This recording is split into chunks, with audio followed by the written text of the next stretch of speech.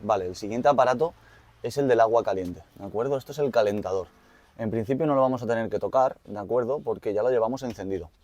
De todas maneras lo voy a explicar y os voy a dar un pequeño consejo una vez que salga una exclamación roja, que ahora os voy a indicar dónde sale, para que sepáis que hay que reiniciarlo y volverlo a encender en el caso de que se dé, ¿vale?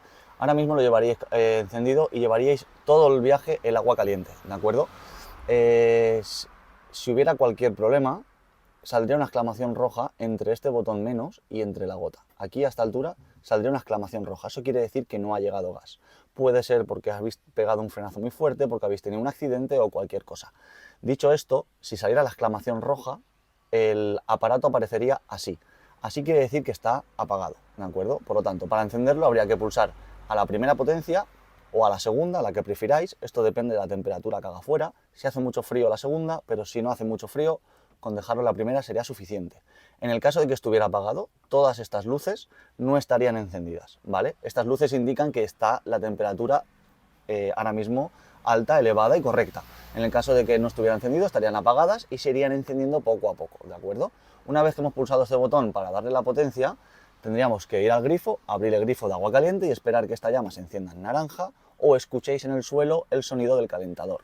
Una vez que le deis a que esta luz se enciende en naranja, quiere decir que el calentador ya está en funcionamiento y en pocos minutos tendréis el agua caliente. Cuando el calentador se apaga, por lo que he dicho antes, cualquier accidente o cualquier frenazo brusco, y sale la exclamación roja, para quitar la exclamación, como he dicho, y reiniciarlo, habría que pulsar este botón negro, que es el único botón manual que hay. Lo dejamos pulsado o lo pulsamos una vez, ¿vale? Depende de la ocasión. Necesita a veces que esté pulsado, a veces necesita que con una pulsación sea suficiente.